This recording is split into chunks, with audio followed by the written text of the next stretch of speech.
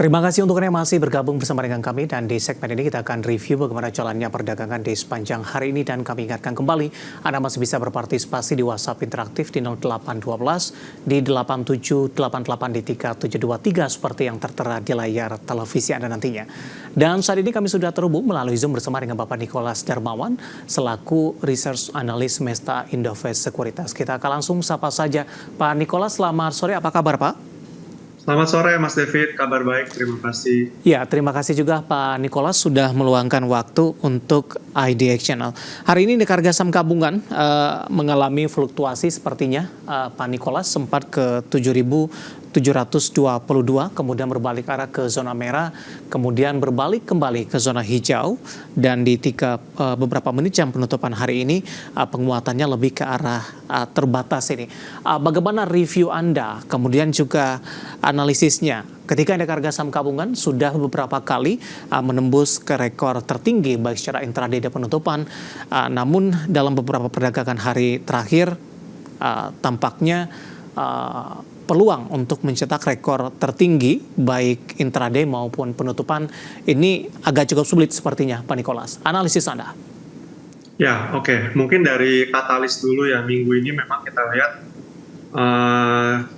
cukup banyak katalis major, terutama dari US itu ada job opening yang mana kemarin malam kita lihat job opening itu job market mulai melemah lagi, dan ini juga menimbulkan kekhawatiran di market terhadap resesi yang kembali meningkat walaupun memang nggak separah yang bulan lalu. Lalu di hari Jumat juga market itu anticipate data non-farm payroll. Maka dari itu kalau kita lihat IHSG itu dari kemarin cenderung sideways ya. Walaupun memang sudah berusaha mencoba untuk breakout dari all-time high-nya lagi di level 7.700. Cuman kemarin juga sempat turun ya sampai low-nya di level 7.550. Jadi kalau kita lihat sih at least untuk sepekan ini ya IHSG kita perkirakan masih akan bergerak menguat cenderung sideways. Jadi penguatannya cenderung terbatas. Karena kalau kita lihat juga dari awal bulan Agustus itu penguatannya udah cukup banyak ya, dan sebenarnya ini juga menimbulkan kekhawatiran di bulan September juga biasanya secara historical equity market dan yang lainnya juga cenderung terkoreksi. Dan mungkin kalau kita lihat di sini koreksi IHSG kemungkinan itu bentuknya akan lebih cenderung sideways dibandingkan dengan koreksi yang cenderung turunnya banyak seperti yang ada di bulan Agustus. Jadi untuk penguatan IHSG trennya masih dalam bullish, cuman antisipasi dalam bulan September ini akan cenderung choppy, sideways, dan tendensinya lebih ke arah koreksi, mungkin seperti itu. Baik, jangka pendek untuk esok jelang libur akhir pekan arahnya akan kemana Pak Nicholas?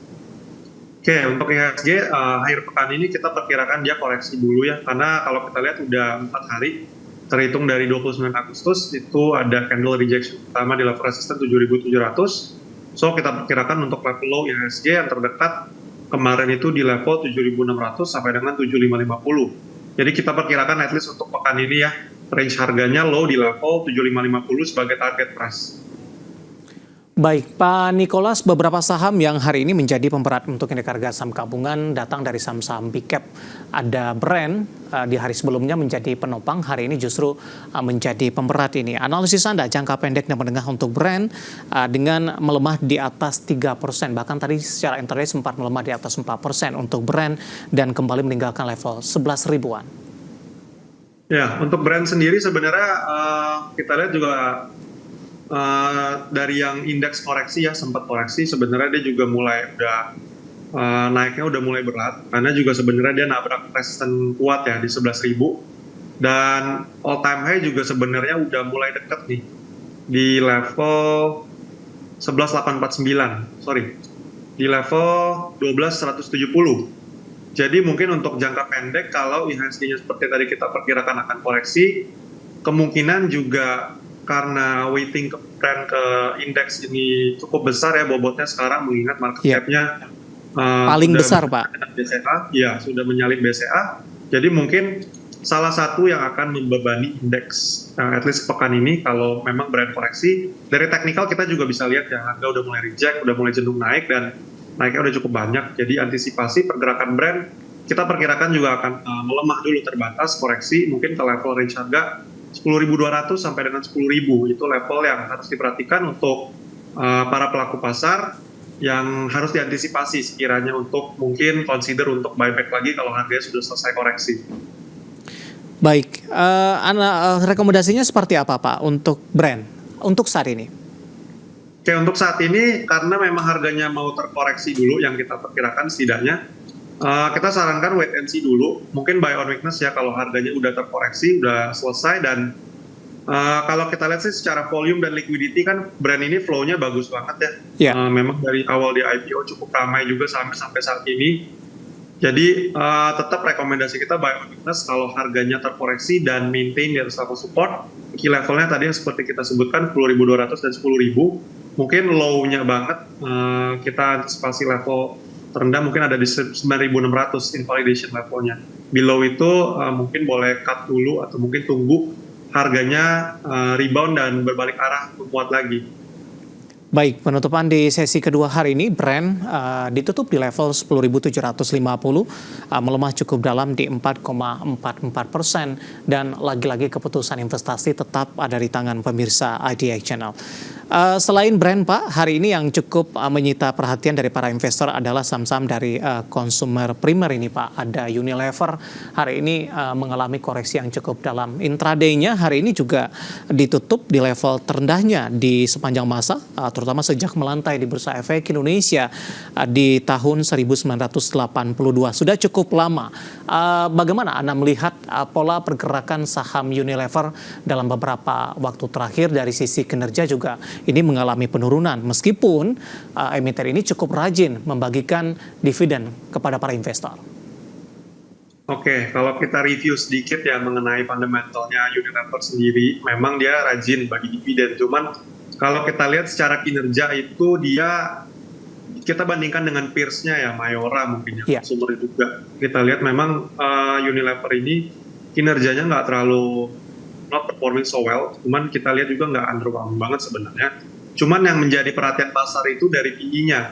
Dengan harganya yang udah turun sangat banyak, bisa dibilang PE-nya itu masih cenderung mahal. Jadi makanya kalau kita lihat pelaku pasar itu masih cenderung sell off, walaupun harganya udah turun banyak, PE masih mahal, dan PE-nya ini, kinerjanya ini belum bisa menjustifikasi PE-nya yang mahal ini. Maka dari itu technical juga mengkonfirmasi ya bahwa kemarin juga break level support. Di sini mengkonfirmasi bahwa memang pelaku pasar minatnya belum cukup banyak ya untuk Unilever sendiri, karena trennya kita lihat juga dari tahun ke tahun itu peaknya di 2018 ya, Maret itu belum kembali adanya terbentuk high dan high low lagi secara structure dari harga juga. So untuk Unilever kita perkirakan masih bearish ya. Kalau kita lihat mungkin target price untuk menengah jangka pendek ya, setidaknya mungkin dia akan turun dulu ke level 2060, yang mana setelah dia menyentuh level tersebut ada kemungkinan dia rebound seperti di tanggal 15 April sampai dengan 3 Juni. Jadi mungkin boleh diperhatikan ya, kalau dari rebound jangka pendek boleh dimanfaatkan untuk intraday trading atau swing trading. Mungkin seperti itu untuk Unilever. Oke, ketika dari Unilever hari ini mengalami pelemahan ini, Pak Nicholas, saya coba cek barusan, ini saham-saham lainnya seperti Emyor, hari ini naiknya lompatannya cukup signifikan di atas 4%, meskipun dalam sepekan rata-rata mengalami koreksi. Kemudian juga ada ICBP hari ini menguat di atas 2%, dan selanjutnya INDF hari ini juga menguat di atas 4%. Bagaimana Anda melihat, apakah memang cukup ketinggalan Unilever jika dibandingkan dengan saham-saham konsumer lainnya, Pak Nicholas? Ya, kalau kita bandingkan kayak tadi Mas David mention Mayora dan Indofood, Unilever sebenarnya sangat laggard ya. Karena kalau kita lihat juga di tengah deflasinya kita, consumer primer ini harusnya masih akan tetap jadi pilihan karena memang defensif, dan pastinya masyarakat tetap akan butuh kebutuhan sehari-hari, pasti mereka menggunakan produk-produk dari emiten-emiten tersebut seperti Mayora, Unilever, dan Indofood. Cuman yang kita lihat di sini tetap balik lagi ya, sebagai pelaku pasar kalau kita lihat cukup laggard, makanya kalau kita boleh kasih option, pilihannya ya yang tadi Mas David sempat mention, Mayora dan Indofood. Karena kalau kita lihat secara fundamental maupun technical, trennya juga sangat atraktif dan sebenarnya harga juga sudah berbalik arah menjadi bullish lagi, terutama untuk Mayora dan Indofood. Baik, sambil menunggu updatean penutupan perdagangan di sesi kedua, Pak Nicholas, tampaknya properti hari ini memimpin dari sisi penguatan mulai dari penutupan sesi pertama, tampaknya berlanjut hingga penutupan perdagangan di sesi kedua. Apakah Anda melihat posisi ini merupakan rotasi sektor saja, Pak? Ataukah memang sentimen positif cukup banyak membayangi dari saham-saham yang ada di sektor ini?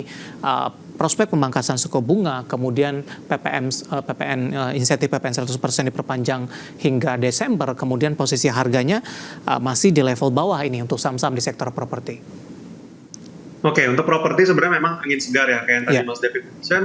Suku bunga pertama, walaupun memang kalau kita lihat suku bunga lending kan pasti belakangan, yang dipangkas pasti deposit rate dulu. Cuman kalau kita lihat juga pelaku pasar udah mulai akumulasi karena harga saham properti yang memang turunnya udah cukup banyak semenjak tren suku bunga yang tinggi.